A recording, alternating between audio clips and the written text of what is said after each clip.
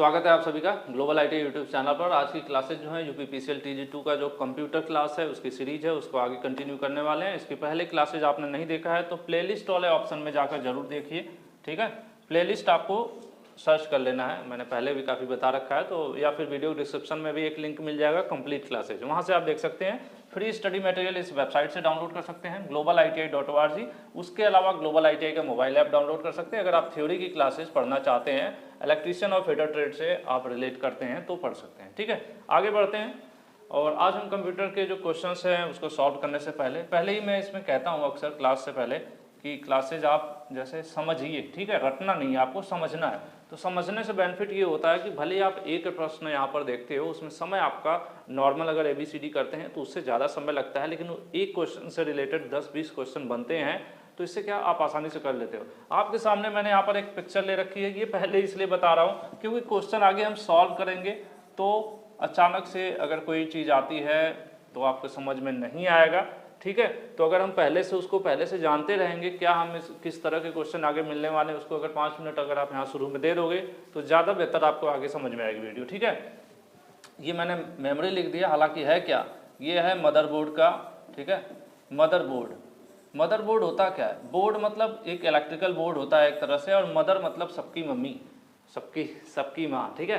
तो एक ऐसा बोर्ड, देखिए यहाँ पर ये सर्किट है, आपने देखा होगा जब भी कंप्यूटर वगैरह आप जो CPU का कैबिनेट होता है उसको ओपन करेंगे तो इस तरह से आपके सामने एक सर्किट दिखता है।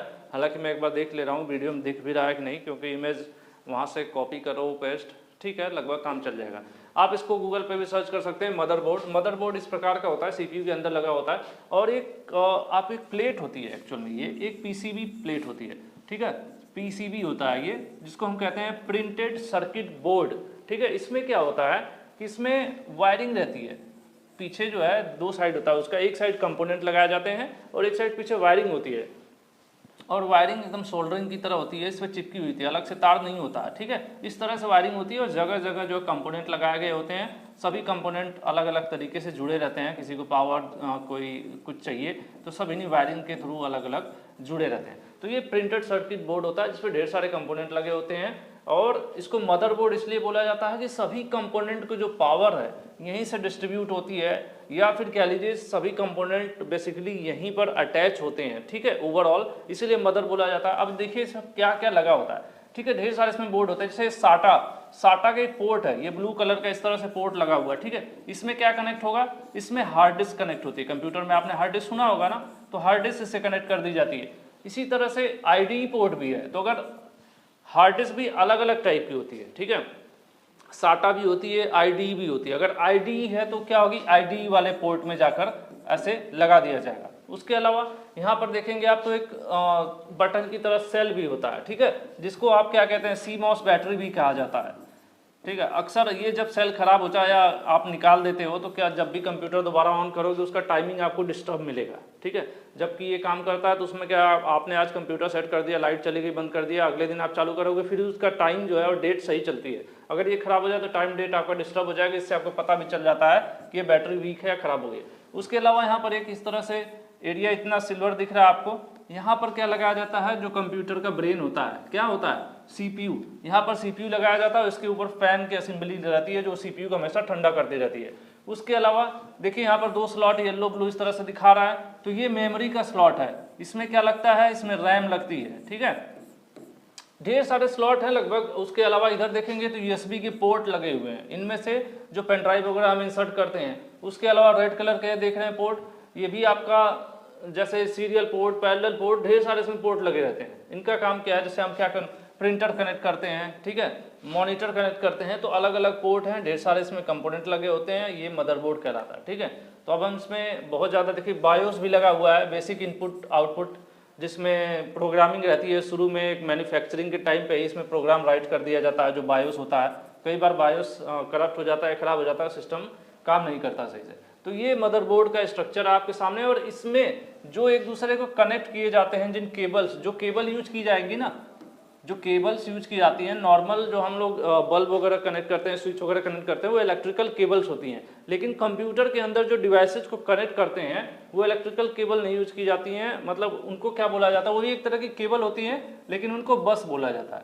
कंप्यूटर के अंदर इस्तेमाल होने वाले, अब देखिए पोर्ट लगा हुआ है ना, अब मान लीजिए ये हार्ड डिस्क का पोर्ट है, कहाँ चला गया हमारा, साटा है मान लीजिए, ये आईडी है, अगर ये हार्ड डिस्क का पोर्ट है हमारा, हार्ड डिस्क तो साइड में रहता है, अब हार्ड डिस्क से इस पोर्ट तक कनेक्टिविटी करने के लिए एक केबल चाहिए होती है, और इस पोर्ट में आप देखते हैं ना नॉर्मल कई सारा इसमें इस तरह से पॉइंट बना रहता है, तो हमारी एक ऐसी केबल होनी चाहिए जिसमें ढेर सारे वायर भी तो निकले, कम से कम 8-10 वायर रहेंगे तभी तो हर पॉइंट को टच करेंगे। तो ये इस तरह से चौड़े चौड़े वायर होते हैं, कुछ जगहों पे जहाँ जैसी ज़रूरत है, जहाँ पर ज़्यादा ऐसे ज़रूरत होती है तो वहाँ पर ये वाला ज़्यादा पोर्ट वाला बस होगा, फिर पतला भी होता है, सीरियल बस, पैरेलल बस अलग अलग टाइप की हैं, सीरियल बस जनरली मतलब पतली होती है। तो वही कॉन्सेप्ट है, जितना भी आप ध्यान रखना है, जब भी केबल का नाम आएगा या कनेक्शन करने की बात आएगी तो वहाँ पर बस जो है बोला जाएगा। बस मतलब कंप्यूटर कंपोनेंट्स को जोड़ने के लिए जो वायर का एक तरह से मैं समझ रहे होंगे, केबल जो यूज की जा रही है एक तरह समझ लीजिए, वो बस होती है जितनी भी कंप्यूटर में इस्तेमाल होती हैं। बाकी और आगे कुछ आता है तो मैं आपको बताऊंगा। चलिए क्वेश्चन सॉल्व करते हैं। सबसे पहला क्वेश्चन आपके सामने, tell the computer's memory, arithmetic logic unit, input output device, how to respond to a programming instructions. अगर हम कोई निर्देश हम कैसे देते हैं, प्रोग्राम राइट किए गए होते हैं कंप्यूटर में, हम कहते हैं कि चलो प्रिंट आउट निकाल दो, ठीक है, तो प्रिंट आउट कौन निकालेगा, जो उसमें प्रिंटर जुड़ा होगा, हमारा प्रिंटर क्या है, आउटपुट डिवाइस है। तो आउटपुट डिवाइस हमारे कहने पर जो हम निर्देश दे रहे हैं तो वो किसके थ्रू देंगे, तो प्रोग्राम लिखे गए हैं, प्रोग्राम के थ्रू हम निर्देश देंगे, तो हमारे निर्देशों का अनुपालन कंप्यूटर सही ढंग से करे या अपने डिवाइसेस से करवाए, तो ये कैसे होता है, यही चीज़ यहाँ पर कंप्यूटर की मेमोरी है या अर्थमेटिक लॉजिक यूनिट है या इनपुट आउटपुट डिवाइस है, कि किसी कार्यक्रम को या जो करवाना चाह रहे हैं हम उसको कैसे करें, ठीक है, तो ये कौन कंट्रोल करता है, ये ओवरऑल कौन डिवाइस है ऐसी जो इसको कंट्रोल करती है, तो वो होती है हमारी कंट्रोल यूनिट, ठीक है। जो सिस्टम में कंट्रोल यूनिट होता है उसी का काम ये होता है। कंट्रोल यूनिट क्या करता है, ओवरऑल कंप्यूटर को कंट्रोल करता है कि जो उसकी फंक्शनिंग है, इनपुट डिवाइस इनपुट की तरह काम करे, आउटपुट डिवाइस आउटपुट की तरह काम करे, मेमोरी डाटा सेव करे, ये जिसका जो काम है वो अपना सही तरीके से करें। तो ऐसा कोई न कोई कंट्रोल करने वाला तो होना चाहिए, तो कौन कंट्रोल करता है, कंट्रोल यूनिट करता है, ठीक है, जो कंप्यूटर में होता है। कंप्यूटर के अंदर जब भी हम लोग डायग्राम बनाते हैं तो आपने देखा होगा, हम बोलते हैं क्या बोलते हैं, ALU प्लस CU, और उसके बाद नीचे मेमोरी और इधर इनपुट, ठीक है, और इधर आउटपुट। इस तरह से हम लोग डायग्राम बनाते हैं जब भी पढ़ते हैं, ठीक है, हर वीडियो में लगभग ये डायग्राम मैं बना देता हूँ। तो यही देख लीजिए कि CU क्या करता है, ओवरऑल फंक्शनिंग को कंट्रोल करता है। तो यहाँ पर आंसर कौन सा सही हो जाएगा, आंसर C सही हो जाएगा। यहाँ पर लिखा हुआ कि डिवाइस को बताता है कि कैसे काम करना है, तो वही मतलब है कि कंट्रोल करने वाली बात होगी, ठीक है। नेक्स्ट चलते हैं, कंप्यूटर के किस भाग को नर्व सिस्टम कहते हैं। नर्व सिस्टम जैसे हमारा आपका भी होता है, अगर हमारा आपका नर्व सिस्टम खराब हो जाए तो हमारी बॉडी के जो भी हमारे हाथ पैर हैं उनको कंट्रोल, हमारा जो ब्रेन है, CPU क्या है, हमारा CPU क्या है, हमारा भी जैसे CPU क्या कहते हैं, ब्रेन कहते हैं, तो हम अपने आप को कंप्यूटर मान लेते हैं, तो हमारा भी ब्रेन हमारा CPU हो गया। तो हमारे जो नर्व सिस्टम है, नसें, ठीक है, अगर ये नसें जो हैं आउट ऑफ कंट्रोल हो जाएं तो जो हम मूवमेंट करना चाह रहे हैं, हाथ ऐसे उठाना चाह रहे हैं, नहीं उठेगा, क्योंकि हम चाह रहे हैं, हमारा दिमाग तो चाहेगा, मतलब हमारा CPU चाहेगा कि ये चीज़ उठे, ठीक है, ये चीज़ उठे, लेकिन अगर हमारा कंट्रोल सिस्टम यानी कि नसें मान लेते हैं कंट्रोल सिस्टम है, ये काम नहीं करेंगे तो ये नहीं उठेगा, भले ही CPU चाहे हमारा। तो वही सिस्टम है यहाँ पर कि जो नर्व सिस्टम होता है, नर्व सिस्टम किसको कहते हैं, कंप्यूटर के किस भाग को नर्व सिस्टम कहते हैं, तो उसको कहते हैं कंट्रोल यूनिट को, ठीक है। कंट्रोल यूनिट अगर सही है तभी जो है कंप्यूटर परफॉर्म कर पाएगा, अदरवाइज उसमें CPU लगा हुआ भी है, वो कहेगा, वो प्रिंटर को कहे, CPU क्या है, प्रिंटर को कहेगा आउटपुट दो, लेकिन ये करवाएगा कौन, वो करवाएगा नर्व सिस्टम कंप्यूटर का, और नर्व सिस्टम कौन है, कंट्रोल यूनिट। अगर ये यूनिट खराब हो गई तो CPU लाख चाहे आउटपुट नहीं मिलेगा, हो सकता है वो आउटपुट देना चाहे लेकिन इनपुट आ जाए, मतलब अगर हम चाहें हाथ इधर करना लेकिन नर्व सिस्टम काम नहीं करेगा तो हो सकता है इधर चला जाए, है ना। तो ओवरऑल नर्व सिस्टम या कंट्रोल सिस्टम जब भी ऐसा कहीं बात आए तो क्या होगा, कंट्रोल यूनिट है हमारा सिस्टम का, ठीक है, कंप्यूटर का। तो यहाँ पर आंसर C सही होगा। नेक्स्ट क्वेश्चन देखते हैं, द सेट ऑफ वायर्स का समूह, मतलब 1 2 4 सेट ऑफ वायर्स मतलब एक से ज़्यादा वायर, 2 4 5 6 7 ऐसे वायर्स हैं। हालांकि मैंने यहाँ पर देखने की कोशिश किया, तो चलिए एक बार मैं आपको डायरेक्टली गूगल पे ही ओपन करके दिखा देता हूँ। क्या हमने बोला था? बस। चलिए ठीक है, हम यहाँ पर टाइप कर देते हैं कंप्यूटर बस। आप देख लोगे तो आपको थोड़ा आइडिया हो जाएगा। मैंने इमेज लिया था बट इमेज सही से काम नहीं किया। ये आप देखोगे तो ये कंप्यूटर की बसेज है। ये केबल देख रहे हो आप, यहाँ पर देखो मोटा सा जैक बना हुआ है और कई पॉइंट है। चलिए ये वाला ज़्यादा बेहतर समझ में आएगा। देखिए ठीक है, इस डायग्राम को आप देख पा रहे होंगे। यहाँ पर देखिए क्या है, कई सारी केबल है और उसी हिसाब से पोर्ट बना हुआ है। ठीक है, चलिए फिर गलत चीज़ खुल गई। यहाँ पर देखिए इसको ध्यान से, इसमें क्या है, कई सारी केबल है और उसी हिसाब से आगे कनेक्टर पॉइंट बने हुए हैं। तो ये क्या है, ये बस का एग्जाम्पल है। यही कंप्यूटर बस होता है। ठीक है, मतलब केबल है एक तरह की, कंप्यूटर्स में इस्तेमाल की जा रही है। उसके अलावा और नीचे देख लेते हैं तो सही फिगर आपको दिख जाएगा। देखिए ये भी है, ये सब आपने देखा होगा, ये सब आपने कंप्यूटर में कनेक्ट किए हुए आपने देखे होंगे। तो इन्हीं को बस बोला जाता है। अलग अलग टाइप की होती हैं ये। ठीक है, जैसे एक अभी ये हो गया, उसके बाद देखिए ये भी अलग टाइप की है। उसके बाद आपने इस टाइप वाला भी देखा होगा। ठीक है, पट्टे की तरह पतला सा है लेकिन इसमें कई सारे वायर्स हैं, सेट ऑफ वायर्स। मतलब आप जितना भी पॉइंट देख रहे हो ना, 1 2 3 4 5, ये उतने वायर्स हैं, इतने तार हैं इसके अंदर। ठीक है, तो वही बात यहाँ पर हो रही है। यहाँ पर क्या लिखा हुआ है, सेट ऑफ वायर्स, मतलब एक से ज़्यादा तार हैं connecting to the microprocessor, जो कि माइक्रो प्रोसेसर को कनेक्ट कर रहे हैं, माइक्रो प्रोसेसर और मेमोरी को कनेक्ट कर रहे हैं। माइक्रो प्रोसेसर और मेमोरी मैंने आपको इसलिए बता दिया, आपने जब मदरबोर्ड देखा था तो आपको मैंने छोटा सा एक इधर स्लॉट दिखाया, मैंने कहा यहाँ पर सीपीयू लगा रहता है। सीपीयू क्या है, एक माइक्रो प्रोसेसर है जो ब्रेन ऑफ कंप्यूटर है। ठीक है, तो जो स्लॉट वहाँ बना हुआ था उसको मेमोरी को और सीपीयू को कनेक्ट करने की बात कर रहे हैं। ठीक है, द सेट ऑफ वायर्स मतलब तारों का समूह जो कि प्रोसेसर और मेमोरी को कनेक्ट करता है, which the data flow is called. ठीक है, which the data flow is called, उसको क्या कहते हैं। ठीक है, तारों का सेट माइक्रो प्रोसेसर और मेमोरी के साथ आता है जिसके माध्यम से डेटा फ्लो को कहा जाता है। ठीक है, डेटा फ्लो की बात कर रहे हैं। तो यहाँ पर जब डेटा फ्लो की बात हो रही है ना, आप ध्यान रखना, अलग अलग टाइप के फ्लो आपको मिलेंगे। जब डेटा फ्लो की बात आएगी तो वहाँ पर जो बस यूज होगी, वहाँ पर भी बस यूज होगी। बस क्या है, केबल है, लेकिन अलग अलग टाइप की बस होती है। तो यहाँ पर जो बस होगी वो कौन सी यूज होगी, डेटा बस, क्योंकि डेटा ट्रांसफर करने की बात कर रहे हैं। ठीक है, डेटा ट्रांसफर करने के लिए डेटा बस। अब यहाँ पर आंसर देख लीजिए, मेमोरी नहीं डेटा बेस लिखा हुआ है ना, ये तो ये गलत हो जाएगा। यहाँ पर देखिए डाटा बस या डेटा बेस। ठीक है, इस हिसाब से आपका आंसर कौन सा सही हो जाएगा, आंसर डी सही हो जाएगा। डाटा वायर नहीं होता है, बस। ठीक है, कंप्यूटर में जब भी केबल का जिक्र होगा वहाँ पे क्या बस बोला जाएगा। और यहाँ डेटा ट्रांसफर करने की बात हो रही है, देखिए डेटा फ्लो। ठीक है, या यहाँ पर डेटा फ्लो मतलब बहना, यानी ट्रांसफर होने की बात हो रही है तो किससे होगा, डेटा बस। आंसर डी सही है।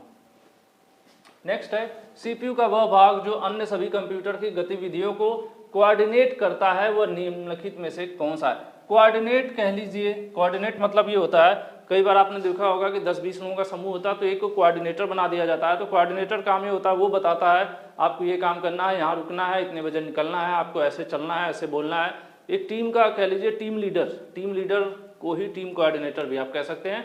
तो इसी प्रकार से जो कंप्यूटर के अंदर कोऑर्डिनेशन का काम कौन करता है, कंट्रोल यूनिट करता है। कंट्रोल यूनिट ही सबको इंस्ट्रक्शंस देता है कि ऐसे करो। जैसे एक तरह से इंस्ट्रक्शंस तो यूजर देता है, लेकिन परफॉर्मेंस करवाता कौन है उससे। ठीक है, उसको कंट्रोल करता है, उससे कोऑर्डिनेट करना या कंट्रोल करना बात एक ही हो गई।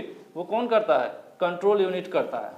जो परफॉर्मेंस चाहिए वो परफॉर्मेंस मतलब वो काम करवाने का काम, ओवरऑल कंट्रोलिंग। ठीक है, तो यहाँ पर आंसर क्या सही हो जाएगा, ये कोऑर्डिनेशन बोर्ड कुछ नहीं होता है। ठीक है, इसे कंफ्यूज मत हो जाना, कोऑर्डिनेट लिखा है तो कोऑर्डिनेशन बोर्ड हो गया।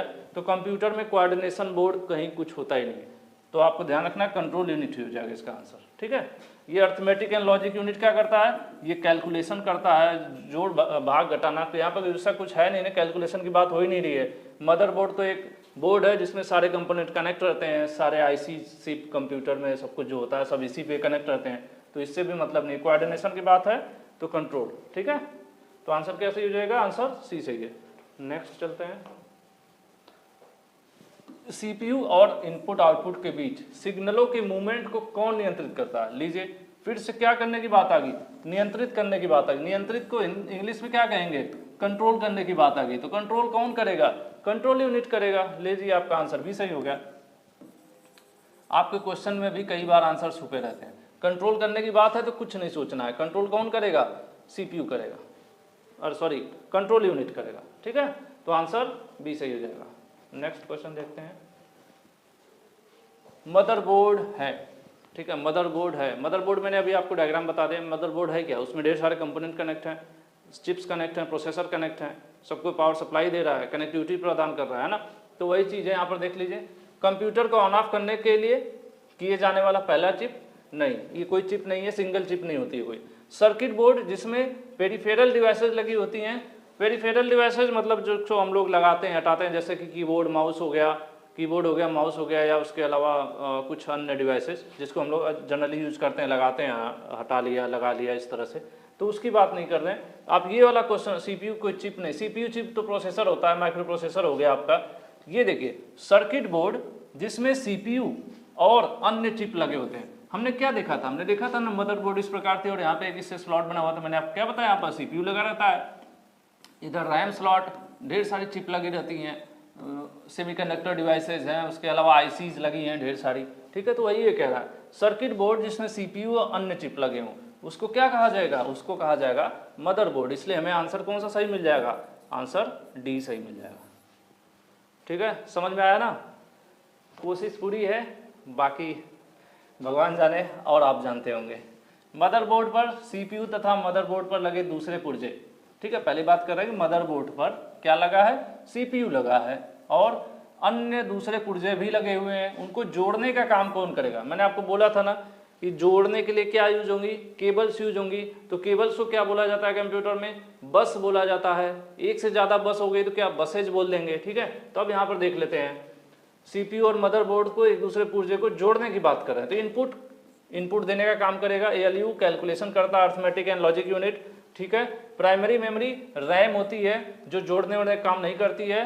क्या, बस आ गई यहाँ पे ना, सिस्टम बस, सिस्टम में जितना भी ये सब है उनको कनेक्ट करेगा, ठीक है। आंसर बी, जो पुर्जे लगे हैं उनको कनेक्ट करने का काम सिस्टम बस कर रहा है। और डाटा ट्रांसफर करने की बात करते हैं तो कौन सा हो जाता, डेटा बस हो जाता है, या डाटा बस कह लेते हैं आप उसे, ठीक है। यहाँ कनेक्ट करता है कौन, सिस्टम बस। आंसर बी सही है। मुझे उम्मीद है आपको बस क्लियर हो गई होगी। लीजिए आ गया फिर, कंप्यूटर में बस क्या है, कंप्यूटर में बस क्या है, इसमें कितनी सीट होती है, एक डेटा आइटम इंगित करता है, नहीं। जानकारी संचरित करने वाले फिजिकल वायर का सेट, ठीक है। एक एड्रेस आइटम नहीं, एड्रेस से मतलब नहीं है। ऑपरेटिंग सिस्टम में मौजूद फाइल, नहीं, फाइल से भी मतलब नहीं है। देखिए इसको मैं इंग्लिश में लिखूँ तो आप समझ जाएगा। इंफॉर्मेशन संचरित मतलब ट्रांसमिट, या कह लीजिए आप इसको भेजना भी कह सकते हैं, सेंड करना, या ट्रांसफ़र करना भी कह सकते हैं। ट्रांसफ़र करने वाले कौन से, वायर। क्या है, बस क्या होती है, इंफॉर्मेशन या डेटा को ट्रांसफ़र करती है ना।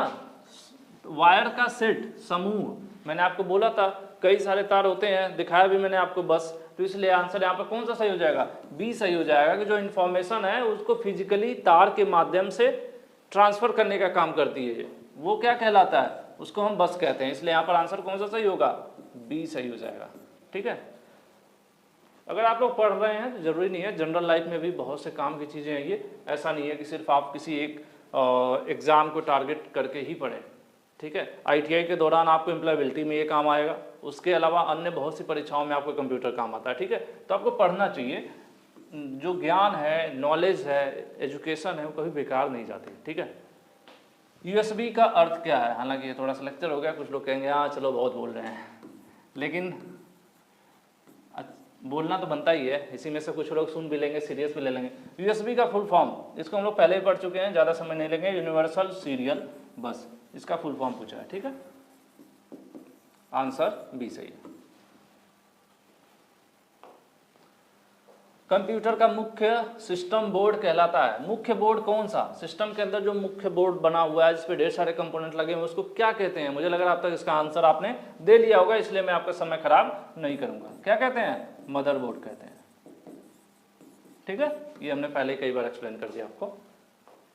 मुख्य बोर्ड वही है। कंप्यूटर का मुख्य पटल, प्लेट की बात कर रहे हैं, कह रहे हैं कि जो मेन प्लेट होती है कंप्यूटर में, मुख्य प्लेट है, उसको क्या कहते हैं, उसको क्या कहते हैं, उसको हम कहेंगे मदरबोर्ड, ठीक है। एक्चुअल में मदरबोर्ड से कितने प्रकार के क्वेश्चन बन सकते हैं और बसेज, ठीक है, तो उससे क्वेश्चन आज के वीडियो में आप देख रहे हैं, इसीलिए घुमा घुमा कर आंसर वही सही हो रहा है आपके सामने, ठीक है। मुझे उम्मीद है आप लोगों को क्लियर भी हो जाएगा, दोबारा आपको इसमें कोई कन्फ्यूजन नहीं होगा। कंप्यूटर का जो मेन पटल, पटल मतलब प्लेट जिस पे सारे कंपोनेंट लगे हों, वो कौन है? मदरबोर्ड है, ठीक है।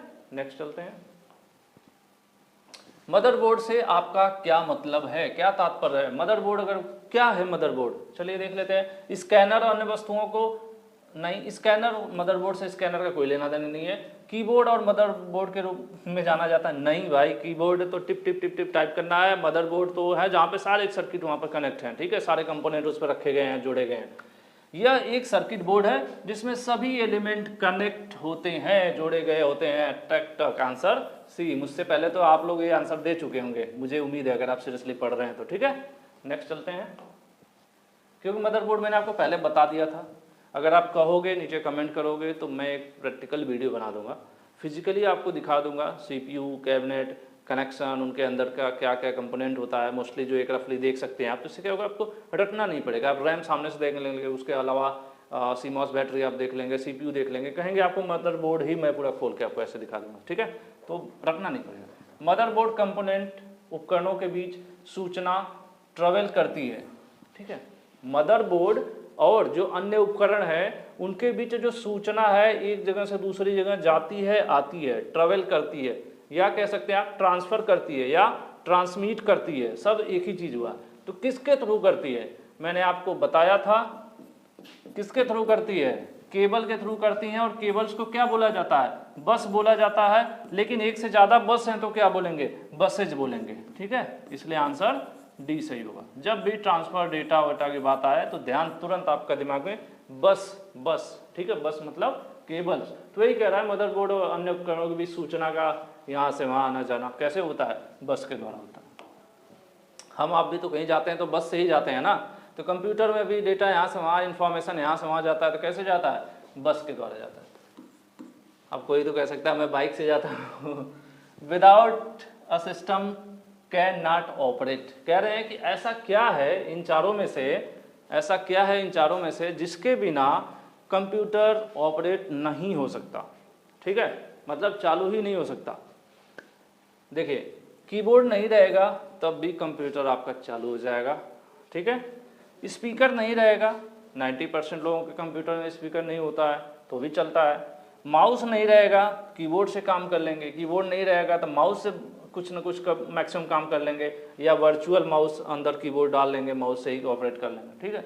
लेकिन अगर मदरबोर्ड ही ना रहे तो कंप्यूटर कहाँ से काम करेगा? मदरबोर्ड में ही तो सारा कुछ है, मदरबोर्ड ही सबका, सबकी माँ, सिंपल सी बात है, ठीक है। तो ये नहीं होगा तो कंप्यूटर का कोई मतलब नहीं, इसलिए आंसर ए सही है यहाँ पे, ठीक है। नेक्स्ट चलते हैं। क्या लिखा था क्वेश्चन? ये था ना, विदाउट सिस्टम कैन ऑपरेट। हाँ सही बात है, पता चला मैं कुछ और ही पढ़ दिया हूँ। साटा और आईडी क्या है? ये मैंने आपको, देखिए, याद आया नहीं? वीडियो शुरू से देखिए, मैंने आपको मदरबोर्ड दिखाया था। मदरबोर्ड में आपको इस तरह से आपने देखा होगा, पोर्ट थे, इस तरह से पोर्ट बने हुए थे। मैंने कहा यार ये आईडी पोर्ट है, और एक इधर भी पोर्ट बना हुआ था, उस पर लिखा था साटा, ठीक है। ये क्या है? ये पोर्ट हैं जिन पे हम क्या करते हैं, हार्ड डिस्क वगैरह कनेक्ट करते हैं। जैसे साटा, पहले हार्ड डिस्क भी अलग अलग टाइप की आती रहती है। जैसे इस समय हार्ड डिस्क कौन सी चल रही है? इस समय चल रही है SSD। SSD hard disk fastest है, मतलब सबसे तेजी से डेटा ट्रांसफर करती है, तो कंप्यूटर की स्पीड बढ़ जाती है अन्य की कंपैरिजन में, ठीक है। तो इसी तरह से ये जो साटा और आईडी है किससे रिलेटेड होगी? ये हार्ड डिस्क के अलग अलग वर्जन्स हो गए, ठीक है। तो अब हम क्वेश्चन देख लेते हैं।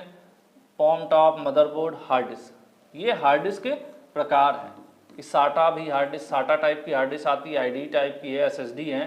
तो क्या है? ये हार्ड डिस्क के प्रकार हैं, ठीक है। तो जब भी साटा या आईडी या SSD ये शब्द आपको दिखें तो आपको तुरंत ध्यान रखना है ये किससे रिलेटेड है? हार्ड डिस्क, हार्ड डिस्क, ठीक है। हार्ड डिस्क को हम शॉर्ट में क्या बोल देते हैं? HDD भी बोलते हैं, ठीक है। यहाँ पर आंसर सी सही होगा। ये है आपका, जैसे SSD को कहते हैं सॉलिड स्टेट ड्राइव, जो प्रोसेसर व अन्य उपकरणों के बीच कंट्रोल सिग्नलों को प्राप्त करने के लिए उपयोग किया जाता है। अब देखिए कह रहा है सिग्नल है, कंट्रोल सिग्नल है, ठीक है, किसके किसके बीच, प्रोसेसर के बीच और अन्य उपकरण जो भी कंप्यूटर में लगे हुए हैं, अन्य कंपोनेंट लगे हुए हैं। प्रोसेसर उनसे कोई काम करवाना चाहता है, अपना डेटा भेज रहा है, क्या कर रहा है, या ट्रांसमिट कर रहा है, आप इंग्लिश में बोल सकते हैं, ट्रांसमिट कर रहा है। तो अब किसके द्वारा करेगा, तो सिंपल सी बात मैंने आपको बोला है, डेटा ट्रांसफर है, सिग्नल ट्रांसफर है, जो भी काम होगा केबल्स के थ्रू होगा। और कंप्यूटर में जो केबल्स होती हैं उनको क्या बोलेंगे हम, उनको हम बस बोलते हैं। लेकिन अब यहाँ पे क्या है, कंट्रोल सिग्नल भेज रहा है, जैसे डेटा सिग्नल भेजता तो डेटा बस हो जाती, कंट्रोल सिग्नल भेज रहा है तो कौन सी, कंट्रोल बस हो गई। ठीक है, आंसर डी सही होगा। ठीक है, नेक्स्ट आते हैं द इंटीग्रेटेड सर्किट। आईसी की बात कर रहे हैं, आईसी को इंटीग्रेटेड सर्किट ही बोला जाता है। The IC connected to every major part of a computer is called, कह रहा है कंप्यूटर के हर प्रमुख हिस्से से जुड़े हुए एकीकृत, मतलब एक आईसी सर्किट की बात कर रहे हैं, उसको क्या कहा जाता है। ठीक है, तो यहाँ पास जो सीपीयू कोई सर्किट नहीं है, मॉनिटर भी कोई सर्किट नहीं है, रोम एक मेमोरी है, आपका मदरबोर्ड है, एक ऐसा सर्किट, ठीक है, जो सभी मेजर पार्ट, जैसे मेन जितने भी पार्ट हैं सबसे कनेक्ट हो। सर्किट क्या होता है, सर्किट इसी तरह से तो होता है, आपने भी देखा होगा, आपके मोबाइल की सर्किट प्लेट होती है, सर्किट उसी को हम लोग बोलते हैं ना, जिसमें ढेर कुछ कंपोनेंट लगे हैं, वो सर्किट हो गया। जैसे हम लोग अगर जो भी इलेक्ट्रिशियन से आप रिलेट करते होंगे तो आपको पता होगा सर्किट क्या होता है, रेजिस्टेंस कैपेसिटर वगैरह जोड़ दिए, पावर सप्लाई दे दिए, तो उसको भी हम सर्किट बोलते हैं। सर्किट मतलब परिपथ, ठीक है।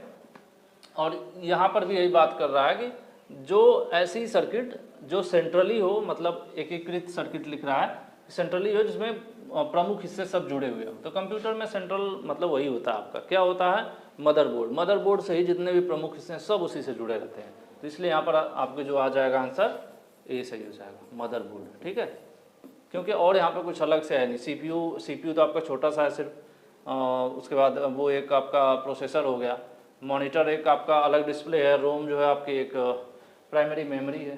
ठीक है, नेक्स्ट चलते हैं, the integrated IC connected to every part. लो सेम क्वेश्चन आ गया, अलग अलग एग्जाम में पूछा रहा होगा। देखिए ये इस तरह से लिखा हुआ है ABCD, ठीक है, और थोड़ा सा लैंग्वेज का फर्क है, क्वेश्चन सेम है। इसका आंसर आप दे दीजिएगा, the integrated circuit connected to every major part of a computer. सभी प्रमुख हिस्सों से जुड़ा हुआ सर्किट कौन सा है। अब इसका आंसर आप कमेंट कर दीजिएगा। ठीक है, नाम पूरा ABCD मत कमेंट कीजिएगा, आंसर जो सही था वो आंसर सही आप कमेंट करिए, जो पिछला क्वेश्चन था सेम क्वेश्चन है। ठीक है, नेक्स्ट चलते हैं।